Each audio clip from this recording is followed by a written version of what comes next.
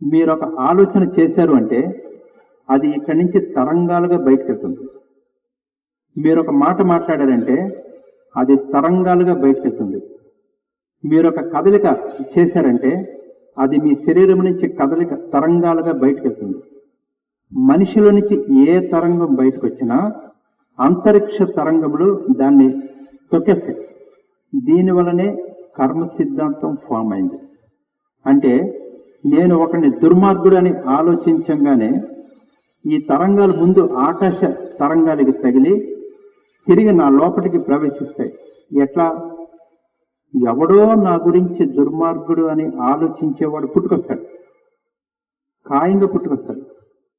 నేను ఒకరిని వేధవాన్ని తిట్టినట్లయితే ఈ తరంగాలు అతనికి చేరే కంటే ముందు ఆకాశ శక్తికి చేరి వెధవా అనే కంప్రెషన్ నా మీదకి వస్తుంది. సో నా లైఫ్లో ఎక్కడో నన్ను వెధవాన్ని తిట్టేవాడు ఎదురుపడి తీరుతాడు. దీన్ని ఇలా సైంటిఫికల్గా వివరించకుండా చేసింది అనుభవించక తప్పదు అని మహాత్ములందరూ సింపుల్గా ఒక మాట చెప్పి వదిలేశారు. ఈ కంప్రెషన్ ఫోర్స్ని ఇప్పుడు ఇంకొక యాంగిల్లో నుంచి తెలుసుకుందాం. ఇప్పుడు నేను చెప్పిన ఆకాశం యొక్క కంప్రెషన్ ఫోర్స్ వల్ల ఈ ప్రపంచంలో ఏ వ్యక్తి ఏ భావం చేసినా ఆ భావాన్ని అతను పొందవలసి ఉంటుంది. ఏ వ్యక్తి ఏది మాట్లాడినా ఆ మాటలు తిరిగి అతను వినవలసి ఉంటుంది. ఏ వ్యక్తి ఏ పని చేసినా అది తాను అనుభవించవలసి ఉంటుంది. అంటే నేను ఒక వ్యక్తిని హతమార్చితే కాలక్రమంలో నేను ఎవరి చేతనో హతమార్చబడతాను.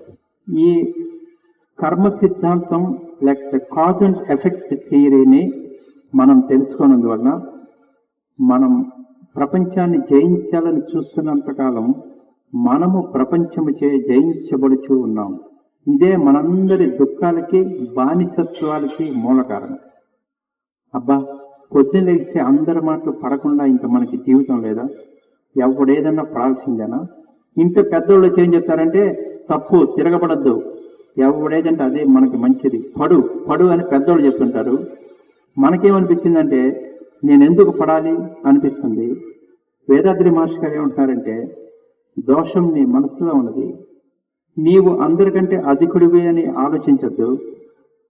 అలాగ ఆలోచించినంతకాలం నీకంటే అధికులు పుట్టుకొస్తూ ఉంటారు. నేను దాసుల్ని అనుకో, అందరూ నీకు దాసులు అవుతారు. సో దీనికి కావాల్సింది ఏంటంటే ఎవరు కనిపించినా మీరు తల వంచి నమస్కరించండి. ప్రపంచం మీకు నమస్కరించక తప్పదు. పెద్ద ప్లాన్లు 100 ప్లాన్లు ఎవడన్నా వేసినా అక్కడ సీన్ ఎట్లాగొచ్చేస్తుందంటే వాళ్ళు మీ ముందు తల వంచి నమస్కరించక తప్పని పరిస్థితి ఏర్పడుతుంది. నేను మీ అందరినీ భగవత్ స్వరూపులుగా భావిస్తున్నంత కాలం మీరందరూ నన్ను భగవత్ స్వరూపులుగా భావిస్తూనే ఉంటారు. ఇది తప్పదు.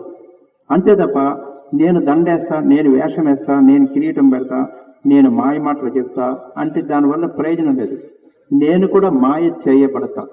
నాకు కూడా జీవిత చర్మాంకంలో ఎక్కడో దొంగదేవుడు ఎదురుపడతాడు. సో దీన్ని మనం తప్పించుకోవాలి. సరే, ఇది కూడా బాగానే ఉంది. కర్మ సిద్ధాంతం తెలుసుకున్నాం.